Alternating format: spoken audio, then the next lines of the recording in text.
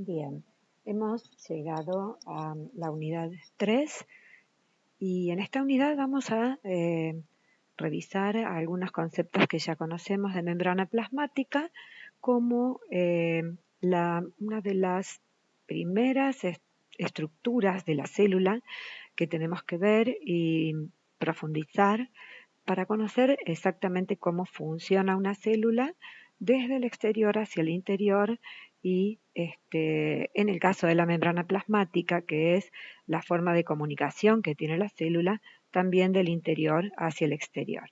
La membrana no solo se encuentra rodeando la célula, sino que también divide los compartimentos en el interior de la célula.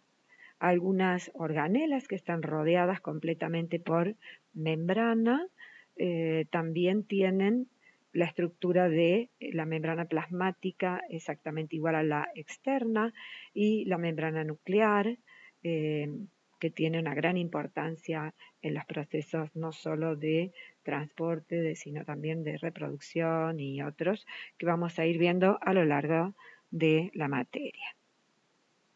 Bien. La estructura y función de la membrana que vamos a ir desarrollando a lo largo de esta unidad va a ser, en primer lugar, analizar un poquito la compartimentalización que produce la membrana, tanto con respecto de la división del citoplasma, de esa materia con vida que constituye la célula, respecto del exterior, como también hacia el interior, como mencionábamos hace un momento.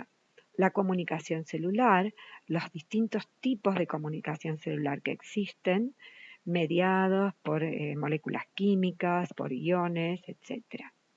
La recepción de estímulos, que es típica de la membrana plasmática, no solo la externa, no solo la que rodea las células, sino también la de las organelas. Estos estímulos pueden ser desde un cambio conformacional, la presencia de un catión, un anión, una molécula determinada, etc. Las hormonas, por ejemplo. El transporte, que implica el transporte de moléculas hacia el interior, los insumos que la célula requiere para sobrevivir, y el transporte de desechos hacia el exterior. Pero también hay otros tipos de transporte, como son los que van a estar involucrados en la transducción de señales de energía en el caso de una célula nerviosa, por ejemplo, o muscular, pero también tienen que ver con la conducción eléctrica, y la conducción eléctrica se hace porque existe un mecanismo de transporte específico para que ello ocurra.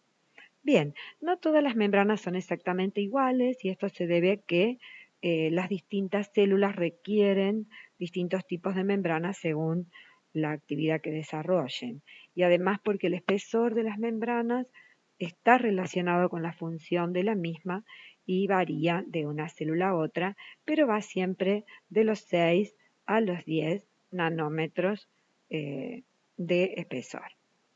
Bien, el modelo de membrana comenzó a desarrollarse alrededor de 1900, cuando Overton se da cuenta de que las únicas sustancias que pueden atravesar la célula son aquellas que son solubles en grasas, por lo que deduce que el límite de la célula debía ser de carácter lipídico.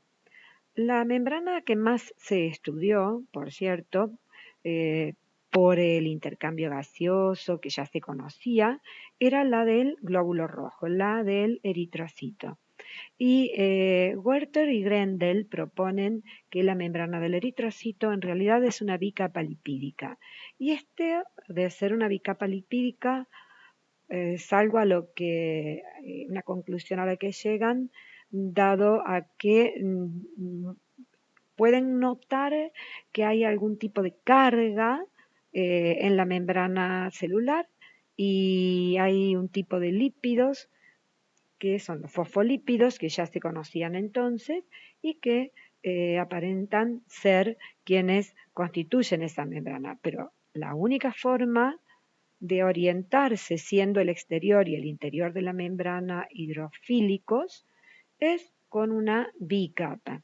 En esa misma época aparecen las ideas de las moléculas lipídicas anfipáticas, es decir, que tienen una porción polar y una apolar, que responden químicamente a lo que se espera de un lípido que tenga que contactarse con un exterior hidrofílico y con un interior celular hidrofílico también.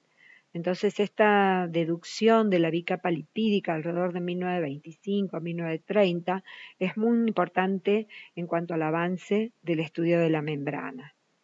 En 1935 se incorporan las proteínas a la bicapa lipídica y ya se empieza a hablar alrededor de 1960, 1959 de la unidad de membrana, es decir, la membrana no es algo que sea algo continuo, sino que se empieza a pensar en algo medio discontinuo formado por distintos tipos de moléculas, pero que en sí conforman una unidad. Y en 1972 se propone el modelo de mosaico fluido, que vamos a ver a continuación, que tiene una aplicación inmediata en el tratamiento de enfermedades, de reconocimiento.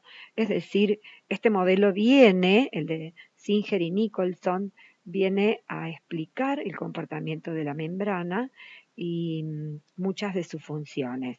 Ya vamos a ver en detalle por qué es un mosaico fluido. Con el transcurso del tiempo se comienza a ver que la membrana es heterogénea, que si bien es una unidad de membrana, no es igual en todo su espesor ni en toda su extensión. En la actualidad, aproximadamente alrededor de 1988 y hasta ahora, lo que más se estudia son los dominios funcionales de la membrana. La membrana plasmática tiene dominios, es decir, zonas que presentan una función específica. Aquí tenemos un poquito la síntesis del modelo de mosaico fluido referido a la figura que estábamos viendo, la primera de la diapositiva, la aparición de las membranas en la bicapa lipídica y esta aparición de las proteínas a la bicapa lipídica lleva al estudio de los canales hidrofílicos que permiten que algunas moléculas polares atraviesen la membrana como el agua o algunas otras pequeñas moléculas polares. También los transportadores, que son las proteínas, que permiten que moléculas que de ninguna manera atravesarían una barrera lipídica puedan hacerlo si existen estas proteínas. Y por último, en esta época, como muy importante, los receptores que transmiten la información mediante cambios conformacionales, que son las proteínas que están unidas a otro tipo de moléculas, que son específicamente los glúcidos, y que se vendrían a formar las glucoproteínas de membrana y que son tan importantes en la recepción de estímulos. Aquí tenemos entonces el modelo de Singer y Nicholson, que es un modelo que tiene un modelo de mosaico fluido, un mosaico porque está constituido por diferentes estructuras, pero que conforman una unidad. Aquí se ve perfectamente el tipo de proteínas, las proteínas con distintas zonas que vamos a analizar más detenidamente, la bicapa fosfolipídica. Si esta bicapa se separa, se puede ver en un corte longitudinal, se puede ver en los fosfolípidos unidos, por ejemplo, a cadenas de glúcidos y que son muy importantes para la recepción de estímulos, pero también hay proteínas que pueden ser integrales, es decir, recorrer toda la membrana o encontrarse como en zonas periféricas de la membrana, tanto adentro, hacia el interior de la célula, como hacia el exterior. Este sería un corte de lo que vemos aquí como un corte transversal. Esta sería la célula, cómo se ve el exterior de la célula si nosotros pudiésemos observar la membrana. En un corte transversal veríamos entonces esto. Aquí tenemos el modelo evolucionado a partir de 1988, en el que se descubre que existen algunos lípidos en la membrana, específicamente lípidos que forman como pequeños cúmulos en la membrana y que hacen que la misma mm, tenga algún tipo de función que hasta el momento se siguen estudiando y analizando.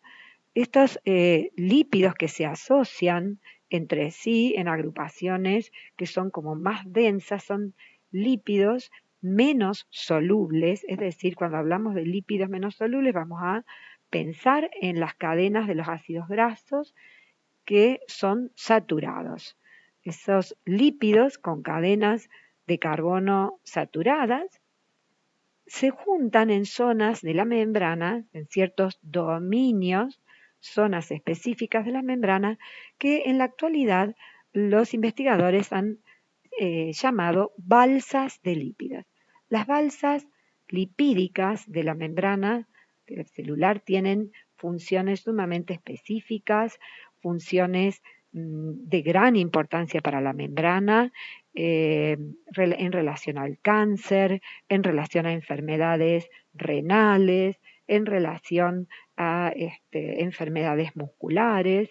Esas balsas lipídicas se caracterizan justamente porque, más allá de su constitución lipídica, tienen una gran cantidad de receptores glucídicos, es decir, cadenas de azúcares, que actúan como receptores. Cuando los receptores membranarios sufren alguna mutación en su expresión, es que las células entonces pueden estar no recibiendo los estímulos necesarios o recibiendo estímulos necesarios de más, como para dividirse aceleradamente o captar estímulos externos que son traducidos hacia el interior de la célula de manera no deseada. De todas maneras, las balsas lipídicas son indispensables para las células. Hoy que se conocen, se sabe que son indispensables para las células porque son justamente donde las zonas de la célula con mayor movimiento de información.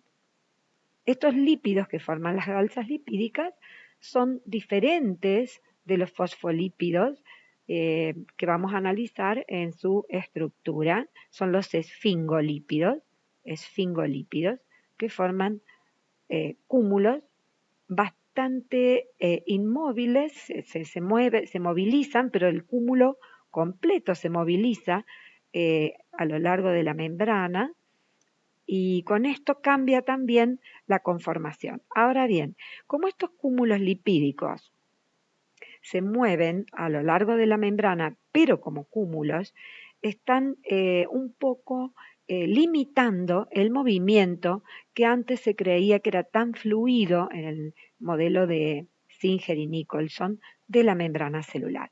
Ya se sabe entonces que el mosaico de Singer es menos fluido de lo que se pensaba.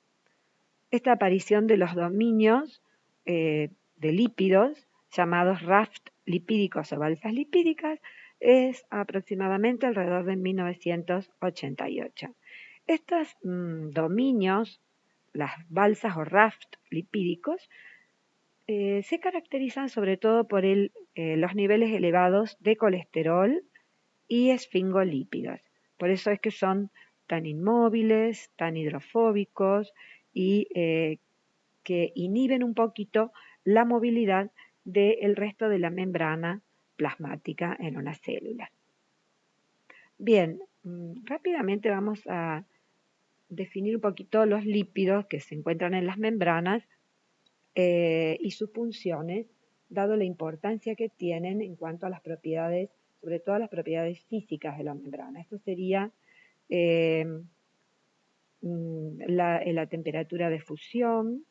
A mayor temperatura, los lípidos tienen mayor movimiento y por lo tanto físicamente la fluidez de la membrana depende del tipo de lípidos que tenga y de sus puntos de fusión.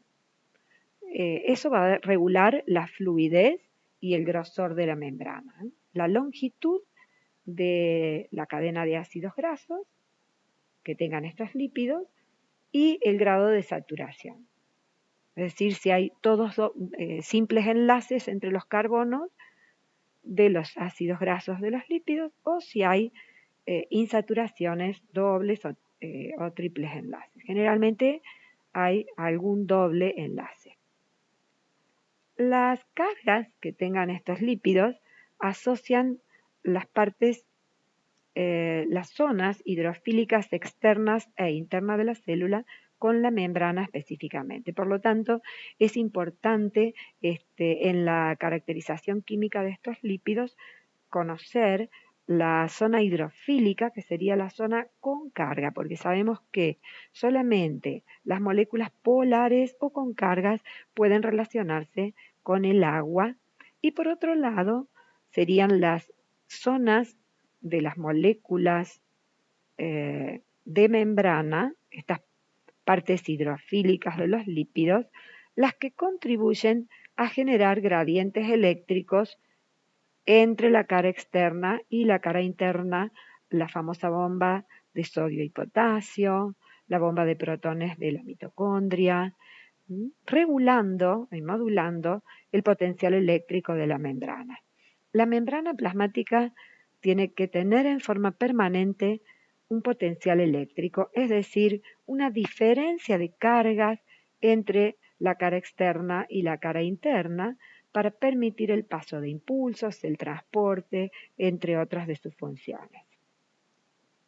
Los lípidos de la membrana interaccionan con las proteínas asociadas a la membrana y como las proteínas tienen una gran cantidad de funciones fisiológicas en la membrana, es decir, funciones esenciales para la vida de la célula, es muy importante que los lípidos interactúen con estas proteínas de manera de activarlas, por ejemplo, algunas ATPasas, algunas quinasas, enzimas que hidrolizan o producen ATP y que están asociadas a la membrana.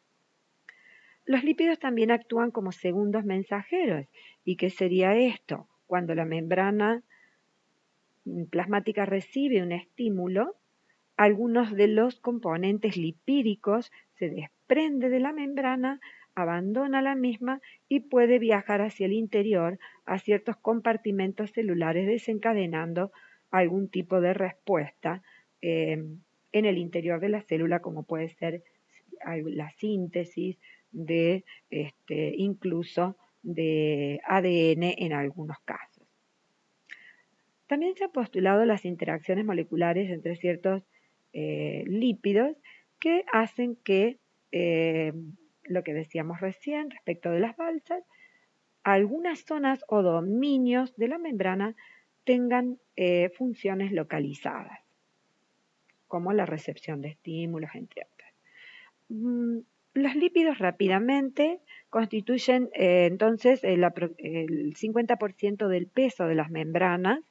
Hay unos 5 millones de moléculas de lípidos por micrómetro cuadrado de membrana. Eso nos da una idea de la importancia que tienen los lípidos en la constitución de la membrana celular.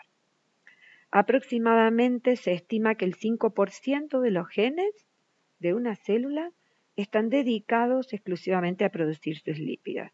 Y vamos a ver cuál es la estructura básica de estos lípidos. Si observamos los lípidos de las membranas, todos están formados por este tipo de molécula. Esta es la molécula básica para la formación de la membrana plasmática, el ácido fosfatídico.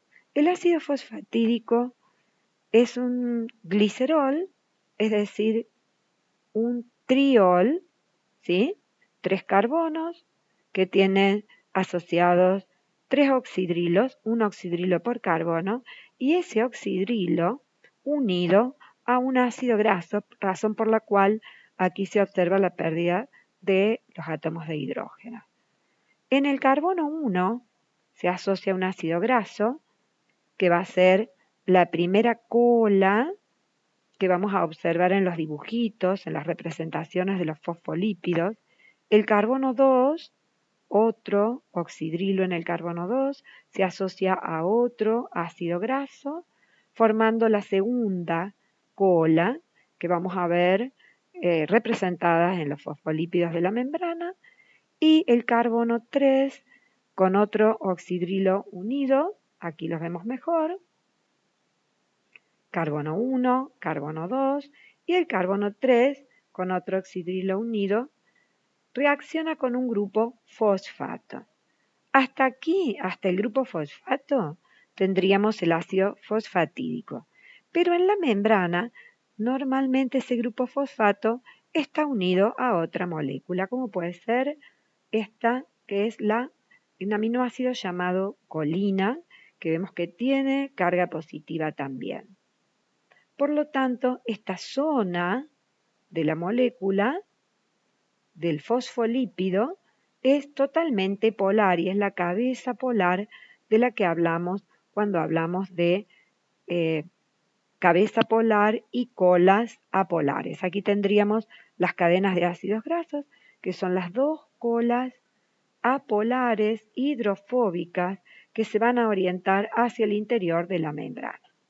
Está perfectamente, se nota el glicerol con los oxidrilos esterificados con ácidos grasos y el último carbono esterificado con un ácido fosfórico que se une a su vez a un aminoácido. Este aminoácido cambia y los fosfolípidos entonces son bastante diversos, como vamos a ver.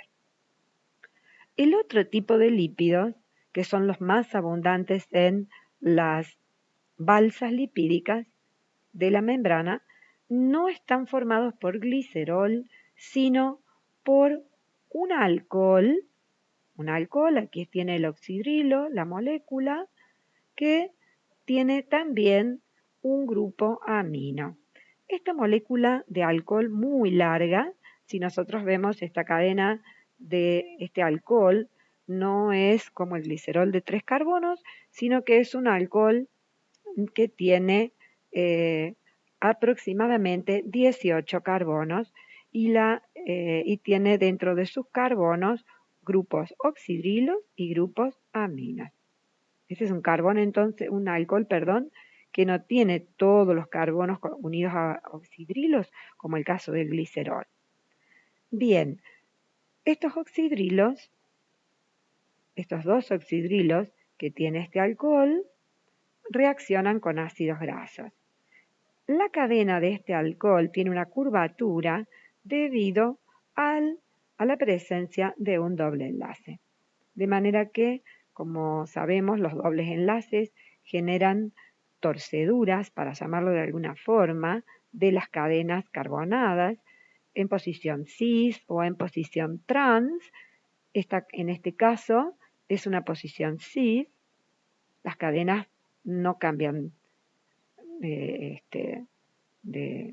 plano y vemos que se asocian reaccionando con un ácido graso para formar un lípido, ¿sí? Un lípido que va a tener entonces ahora un alcohol como base de cadena larga con un oxidrilo o un amino, en este caso el grupo amino, es el que se une al ácido graso, que puede ser desde 16 hasta 18 carbonos. Bien, el alcohol que reacciona se llama esfingosina. Al reaccionar con el ácido graso, forma un esfingolípido. La esfingosina unida al ácido graso o lípido. En el caso que estamos viendo en pantalla, el ejemplo en el que el ácido graso ha reaccionado con el grupo amino, se forma entonces una ceramida. Este esfingolípido se llama ceramida. Los esfingolípidos son esenciales para la perpetuación de la vida. Fíjense ustedes qué importantes entonces resultan las balsas lipídicas, muy ricas en esfingolípidos. ¿Cuáles serían estos esfingolípidos? La ceramida, como ya dijimos, cuando se une a un ácido graso. La esfingosina o alcohol esfingol unido a un ácido graso da una ceramida. Estas ceramidas pueden luego unirse y reaccionar a través de este oxidrilo o de con una fosfocolina o con azúcares. Y dependiendo del azúcar, y aquí me voy a detener un poquito, dependiendo del azúcar de qué se trate, va a formar moléculas que son sumamente importantes en la constitución de los sistemas nerviosos de todos los animales, sin importar el nivel en el que se encuentren en la escala evolutiva, porque los cerebrósidos y los gangliósidos son fundamentales para el funcionamiento de los sistemas nerviosos, desde el más simple hasta el más complejo. Y la otra función de los esfingolípidos es formar la esfingomielina. La esfingomielina es justamente la molécula que forma las vainas de mielina de los sistemas nerviosos en los que hay nervios que transmiten los impulsos nerviosos. Así que esto es sumamente importante, la constitución química de los esfingolípidos y saber que los esfingolípidos son tan abundantes en las membranas celulares porque no solo para el sistema nervioso, sino como formadores de las balsas lipídicas y la transmisión de señales.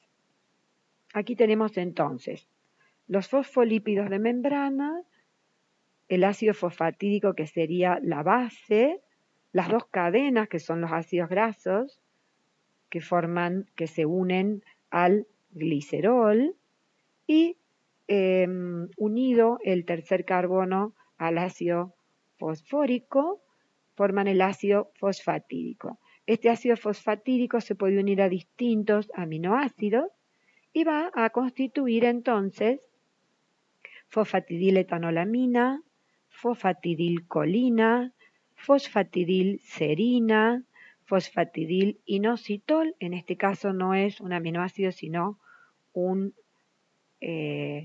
azúcar parecido a la glucosa.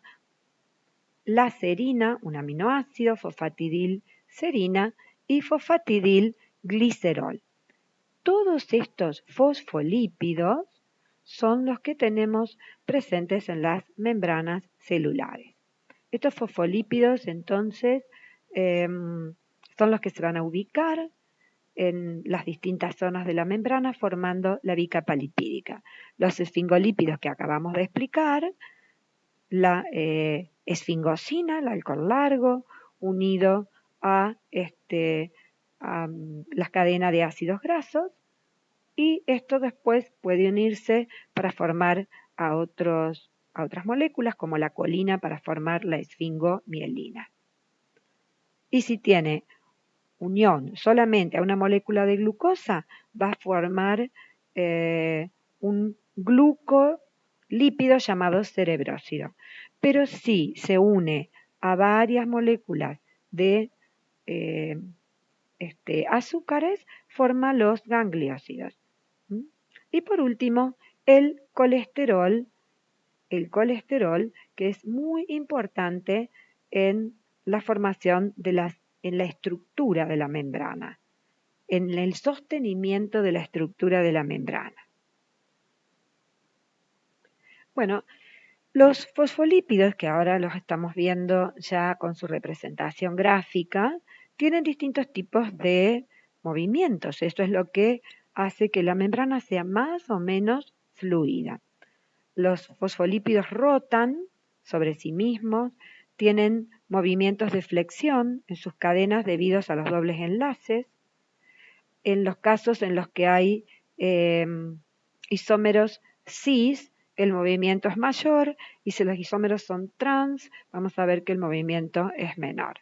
El otro tipo de movimiento que se llama bobbing es un movimiento como de sube y baja que hace el lípido en la membrana, y luego tenemos el flip-flop, que es producido por enzimas llamadas flipasas.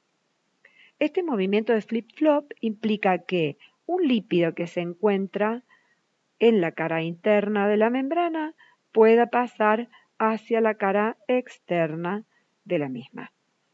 También puede ocurrir que el que está en la cara externa pase hacia la cara interna, como un salto de la cara interna hacia la externa y viceversa, que llamamos flip-flop. Y la difusión lateral, es decir, el lípido puede moverse lateralmente en la membrana, desplazarse, con lo que la fluidez de la membrana permita. Es decir, si nosotros tenemos lípidos en una balsa lipídica, no van a moverse demasiado lateralmente porque son lípidos muy grandes, vimos que son los esfingolípidos, con mucha cantidad de colesterol. El colesterol inhibe la difusión, por lo tanto, esta difusión lateral ya no es tan fluida como se pensaba en el modelo de Singer, sino que actualmente se sabe que tiene movilidad restringida. Bueno, aquí tenemos entonces una clasificación de los lípidos de membrana. Eso vamos a pasar a la siguiente porque ya los vimos a los lípidos y vamos a analizar un poquito las balsas lipídicas. Las balsas lipídicas dijimos que eran sumamente importantes porque estaban enriquecidas con una gran cantidad de lípidos y también de colesterol, y tienen la particularidad de tener incluidos una gran cantidad de receptores transmembranarios. De estas balsas lipídicas se ha determinado o se ha descubierto que son determinantes de los factores de crecimiento porque justamente pueden receptarlos y producir hacia una transposición de moléculas hacia el interior de la célula. Las balsas lipídicas pueden adoptar dos formas. Una es la forma plana, la balsa o raft plano, que sería el que vemos arriba, en el esquema de arriba, donde vemos los lípidos con la cabecita naranja, que son los esfingolípidos. También, ya vamos a ver, muy rico en colesterol esta zona. En la parte inferior de la figura vemos que hay como una especie de deformación hacia el interior de la célula, como una depresión de la membrana que recibe el nombre de caveola. Hoy se sabe que estas caveolas están formadas por las balsas lipídicas justamente. Tienen una particularidad las caveolas y son sumamente estudiadas en la producción de tumores, en la transmisión de los impulsos, en la transmisión en los pasajes de iones. Las caviolas están rodeadas, esta formación, esta depresión de la membrana, está rodeada hacia el interior por un tipo de proteína muy especial que se llaman caveolinas.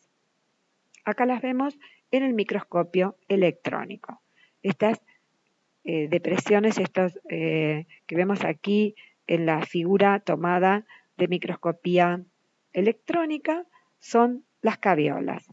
Y acá también vemos depresiones, no tan grandes, estas también, y las moléculas que vemos aquí, redonditas, digamos, son las caviolinas.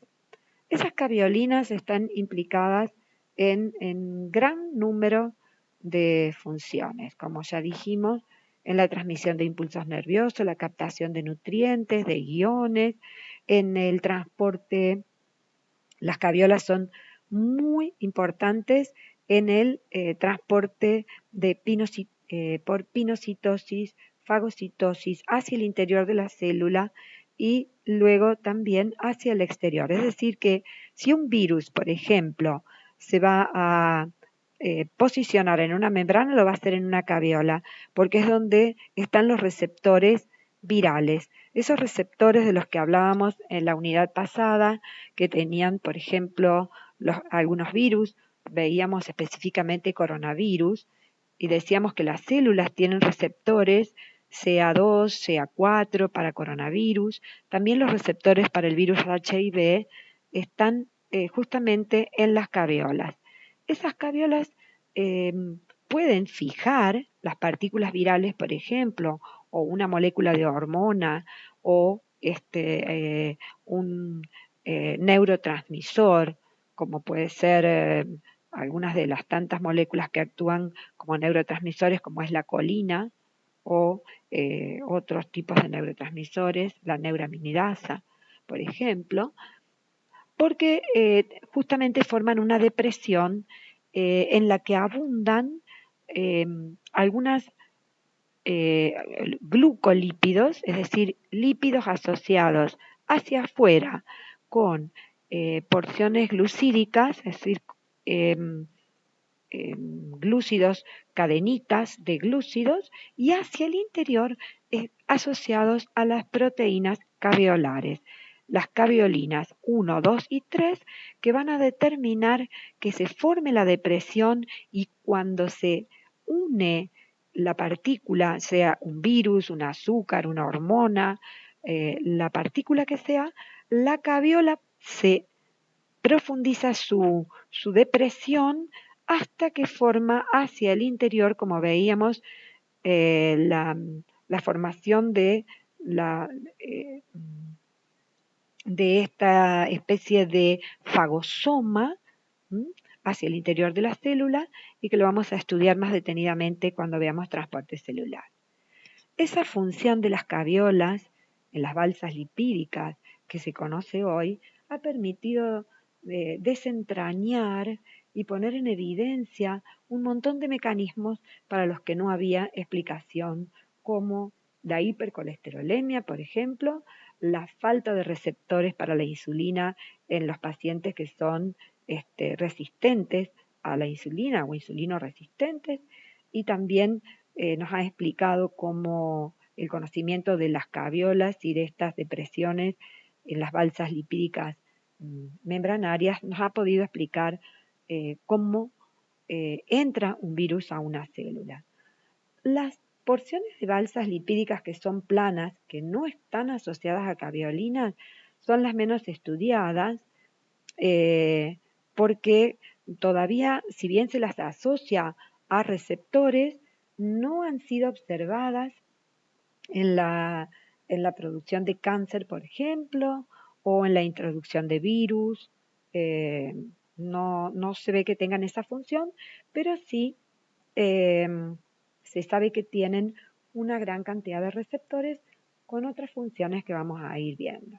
Estos raft o balsas planos son tratados con detergentes y se pueden así extraer.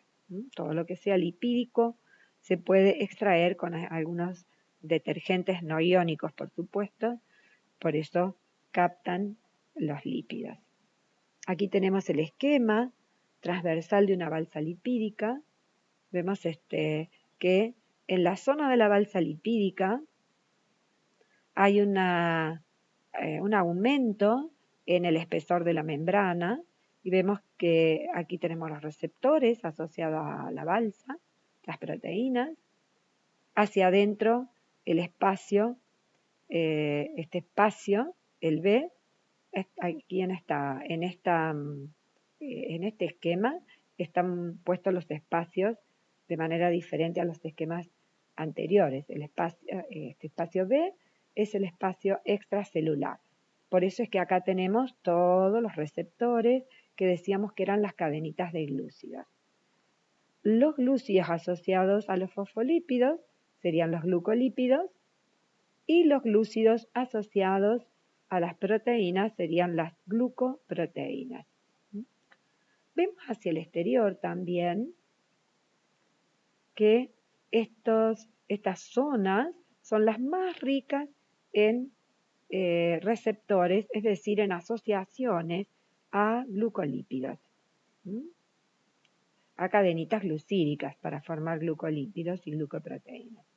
Entonces, esta zona de balsa lipídica, donde hay una gran cantidad de colesterol, esto que vemos en color amarillo es el colesterol.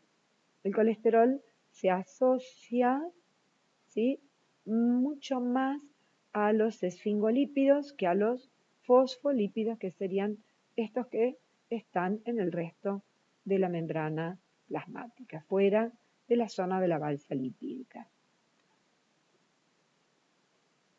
Aquí tenemos entonces una simple representación gráfica de cómo serían la diferencia de los esfingolípidos en cuanto al tamaño y por cómo influyen por esto en el espesor de la membrana. Decíamos que las balsas causaban entonces una heterogeneidad porque aparecían como diferentes en lo que se suponía que era una membrana, un mosaico bastante homogéneo, una capita de fosfolípidos, una bicapa de fosfolípidos con algunas proteínas.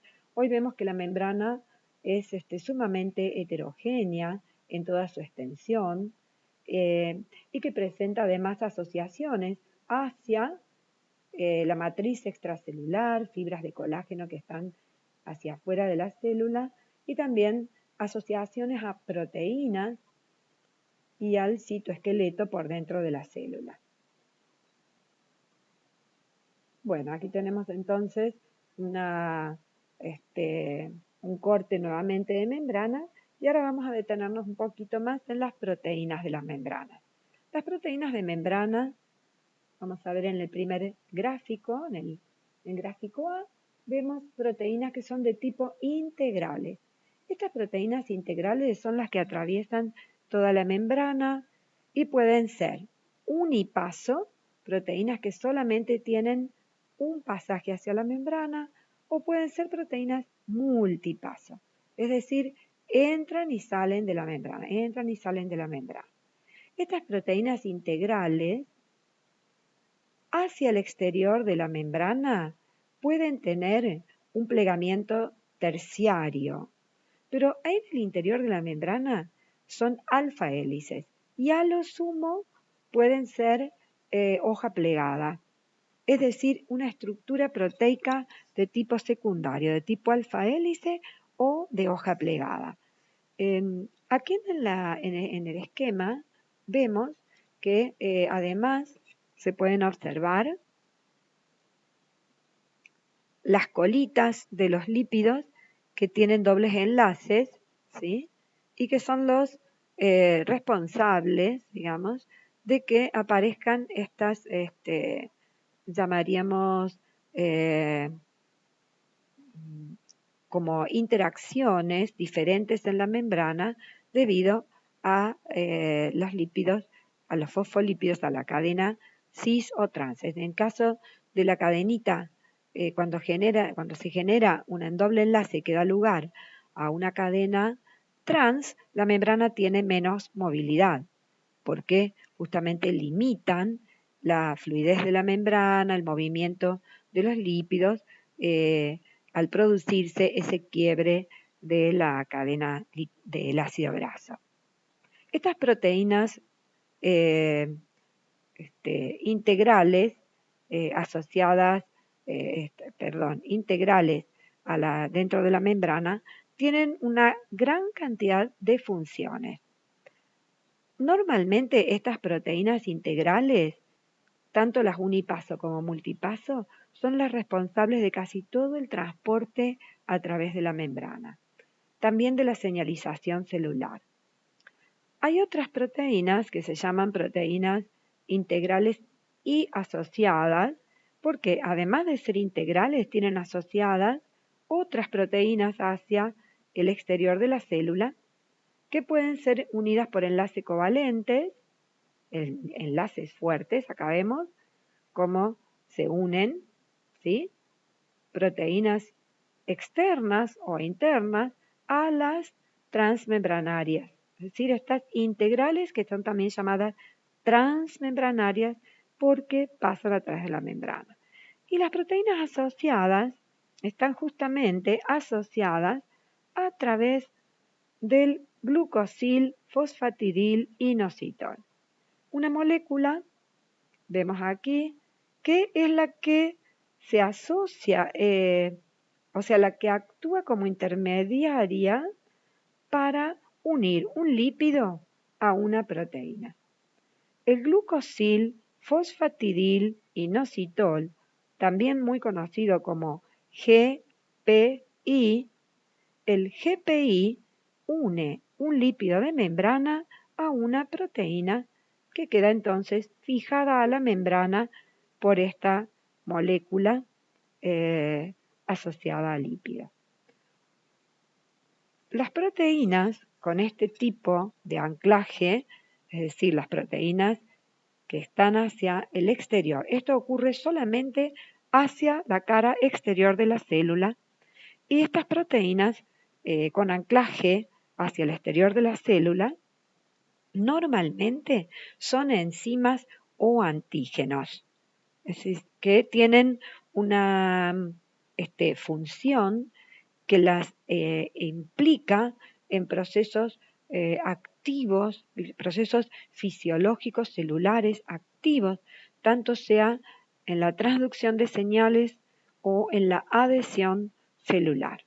Por eso son muy importantes estas proteínas que estamos viendo, que son las proteínas integrales y asociadas.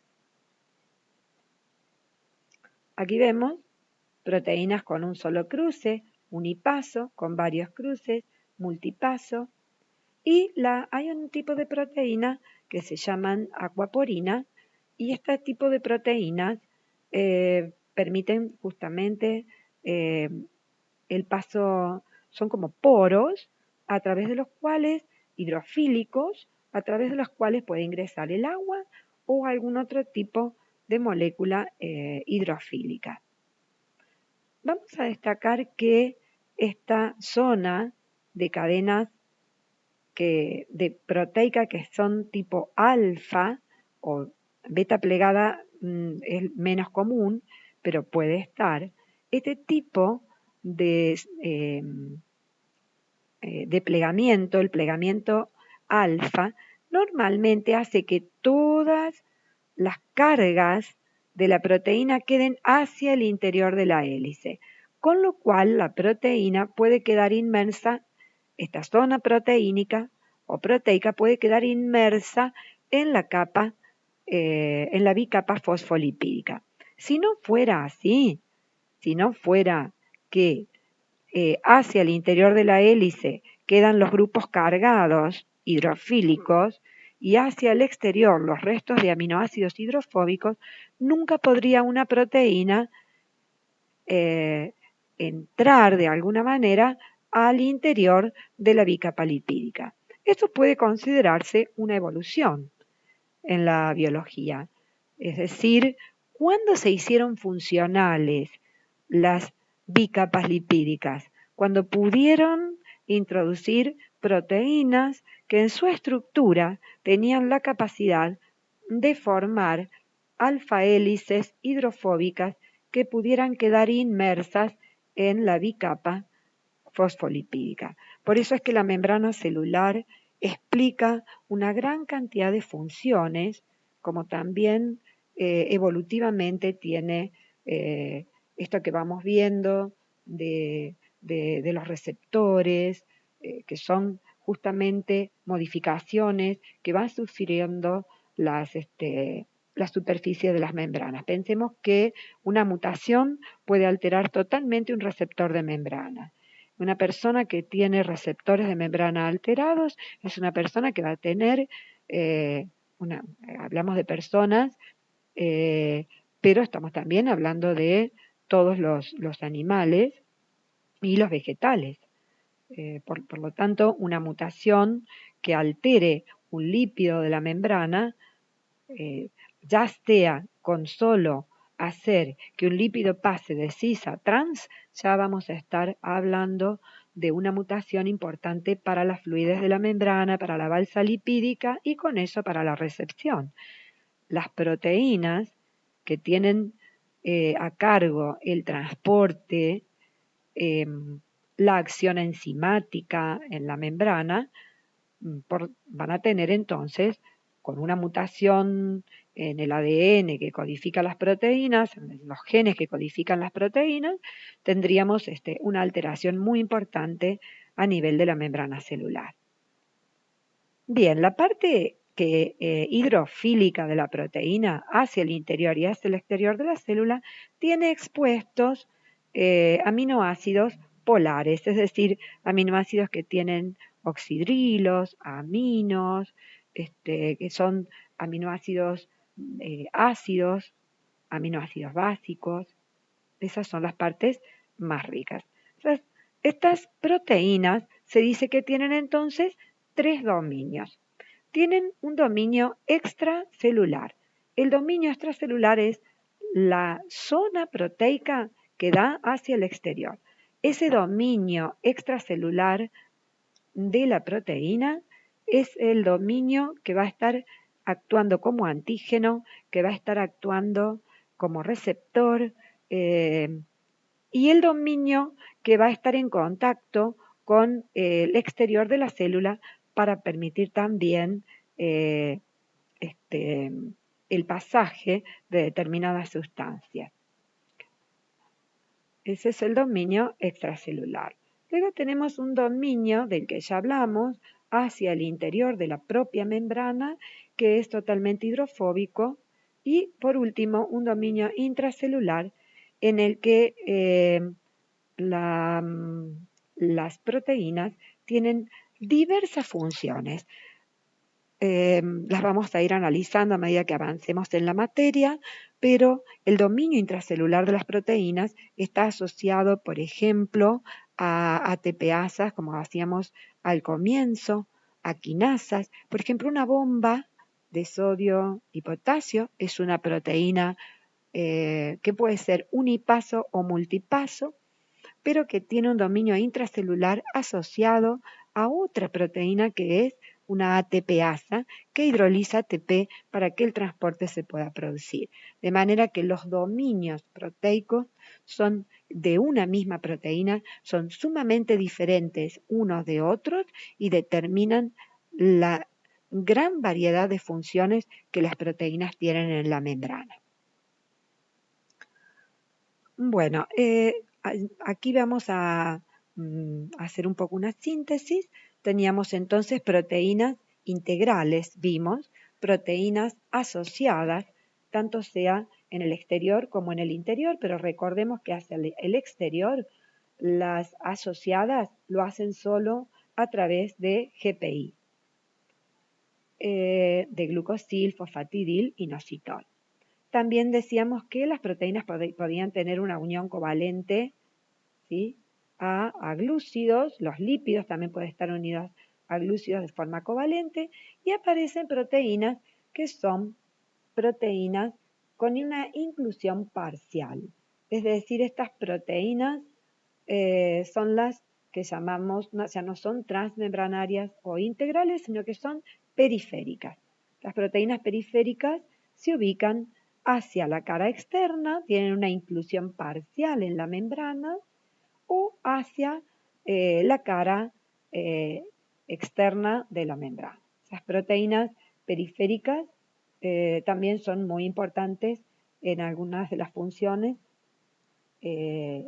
y sobre todo las proteínas periféricas son importantes en el mantenimiento de la estructura. O sea, las que más funcionalidades tienen son las transmembranarias o proteínas integrales, mientras que las periféricas tienen un poquito menos de funciones.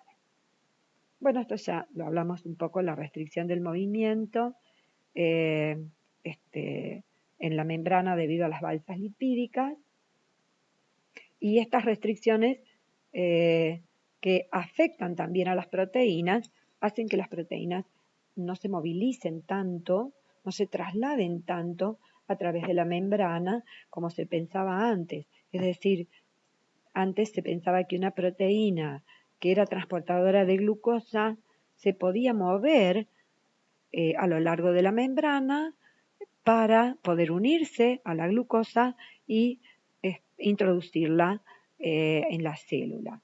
Ahora se sabe que no es tan así debido a la presencia de estas balsas lipídicas, de lípidos que no son, son totalmente saturados, zonas con mucho colesterol, y que van a producir restricciones que se agrupan en tres categorías.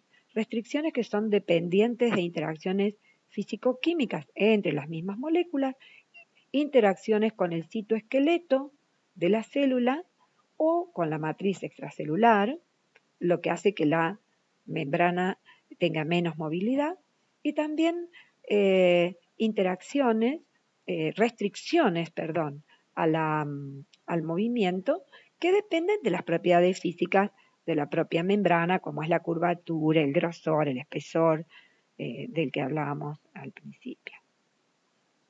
Las últimas moléculas asociadas a las membranas que vemos son los glúcidos, que están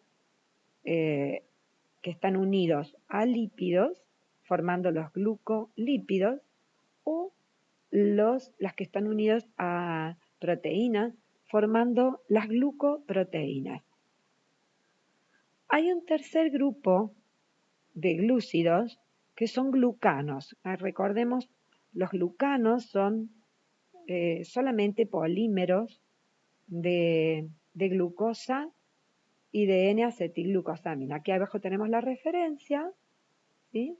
Vemos que los glucolípidos, los glúcidos unidos a los fosfolípidos, son galactosa, manosa, glucosa.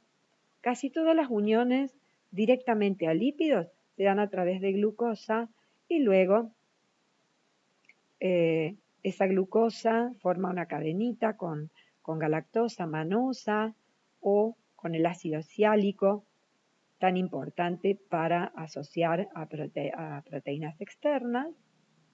Y tenemos asociados glúcidos a proteínas transmembranarias muy importantes, como ya vamos a ver, la N-acetilglucosamina,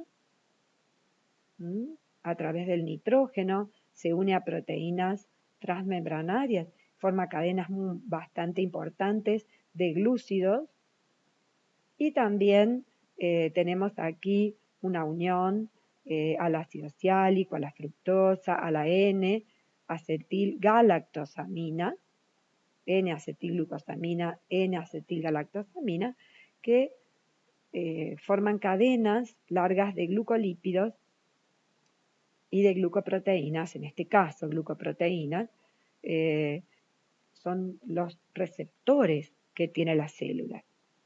La otra cadena, el proteoglucano, que es glucosa y N-acetilglucosamina en cadenas muy largas, esos proteoglucanos pueden estar unidos por manosa o no a proteínas integrales. Esto que vemos aquí atravesando la membrana y saliendo hacia el exterior es un tipo de proteína integral con un dominio extracelular importante que se asocia a cadenas muy largas de glucosa o glucanos y forman los proteoglucanos.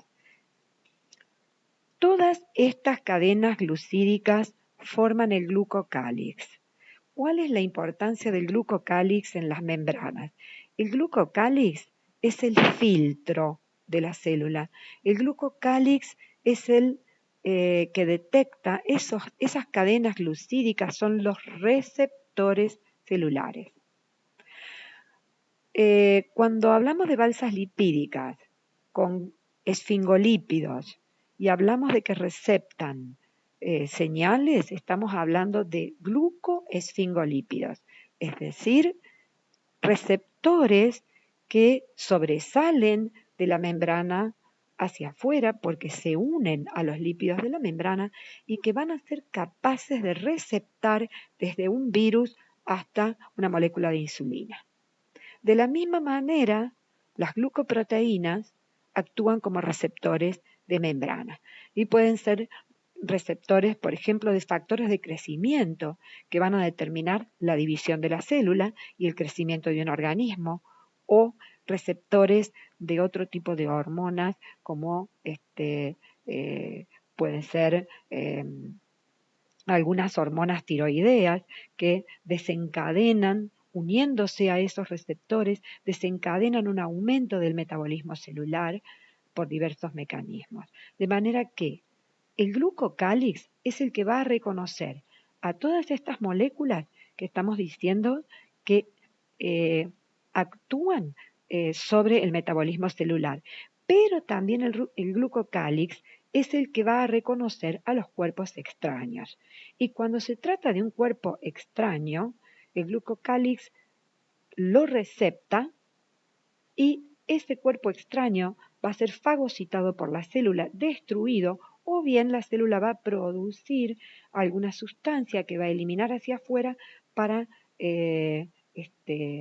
poder, por ejemplo, en el caso de una bacteria, ¿sí? Puede ser que un glóbulo produzca un anticuerpo. Es lo que sucede con un virus. Es decir, el virus es receptado por las células, se introduce a las células y la célula tiene el receptor. Normalmente lo hace en las caviolas. Vamos incorporando el lenguaje. Esas caviolas que van a permitir, que van a formar la bolsita que va a introducir al virus a la célula, cuando lo libera, va a poner en marcha también el sistema inmunitario. De manera que estos receptores son sumamente importantes para poner en marcha la fabricación de anticuerpos o inmunoglobulinas que van a ser secretados al exterior para atacar a una bacteria o, en el caso de un virus, los virus que estén circulantes en el sistema sanguíneo o espacio extracelular. Bueno, este es entonces el glucocálix celular que tiene una importancia también muy grande para permitir o no el paso de determinadas sustancias, como también de hormonas y, como ya mencionamos, no solo moléculas, sino organismos, microorganismos. Las bacterias intracelulares también entran a la célula a través de receptores.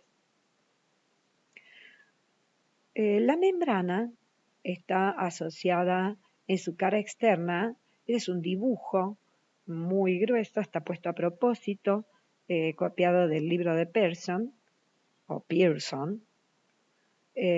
donde se observan las proteínas integrales asociadas a proteínas de la cara interna, proteínas periféricas internas, la bicapa lipídica, las glucoproteínas y glucolípidos, y también se observa el citoesqueleto, ¿sí? Que son estas fibras, están como trenzas o cadenas, que son las proteínas, actinas sobre todo, actina, miosina,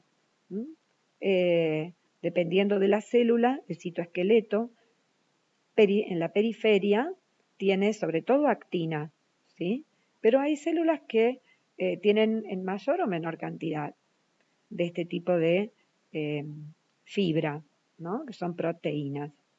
Hacia el exterior tenemos otro tipo de proteínas, hay mayor abundancia de colágeno y otras fibras que forman el citoesqueleto y que vamos a ver y que más detenidamente, y que conforman la matriz extracelular. Así que la membrana se relaciona muy estrechamente con la matriz extracelular, tanto como con la matriz intracelular. La membrana no es algo que está desvinculado. La membrana no es solamente una unidad que recubre la célula, sino que está íntimamente asociada a la matriz extracelular a través de interacciones intermoleculares, puentes hidrógenos, uniones covalentes y otro tipo de las interacciones dipolo-dipolo que ustedes ven, seguramente han visto en química, son las que se producen entre las moléculas, también en moléculas biológicas y en este caso en la membrana. Eso hace que la membrana mantenga fijo el citoesqueleto y también relacione de alguna manera la matriz intra con la extracelular. Bueno, aquí lo que tenemos es la membrana del glóbulo rojo, que ha sido muy estudiada durante mucho tiempo, porque no nos olvidemos que la membrana del glóbulo rojo tiene depresiones que permiten aumentar la superficie, el intercambio de gases. Es una membrana muy característica y tiene algunas proteínas que son solo de la membrana globular. Básicamente, lo que tiene el glóbulo rojo hacia el interior de la célula por debajo de su membrana es esta proteína muy importante que se llama espectrina. Las mutaciones en la espectrina determinan que los glóbulos rojos no pueden intercambiar oxígeno. O sea, es sumamente importante en la formación, en la estructura y en el mantenimiento de las otras proteínas. Si observan esta alfa hélice negra y rosa en el dibujo, que es la espectrina, se asocia a la anquirina. Esta anquirina es otra proteína que va a estar estabilizada por una proteína que se llama banda 4,2 y finalmente todo el complejo se une a la banda 3. Hacia el exterior vemos los residuos de carbohidratos que van a ser los receptores de los glóbulos rojos. La espectrina, si seguimos recorriendo la membrana, también se asocia a otro tipo de proteínas que son las banda 4,1. La banda 4,1, a su vez, hace que el glóbulo rojo, la espectrina del glóbulo rojo se pueda asociar a la glicoforina C. Es decir, la espectrina hace de unión entre el interior de la célula del glóbulo rojo y la membrana para que se produzca la recepción del oxígeno y de otros tipos de moléculas que el glóbulo rojo requiere como nutrientes. Estas proteínas banda 4,1 son muy importantes no solo porque asocian la espectrina a la glicoforina, sino también a la tropomiosina, haciendo que, tirando de la tropomiosina, el glóbulo rojo pueda tener una mayor depresión en su superficie y poder así aumentarla para realizar el intercambio de oxígeno. La actina también está unida a la espectrina, ¿sí?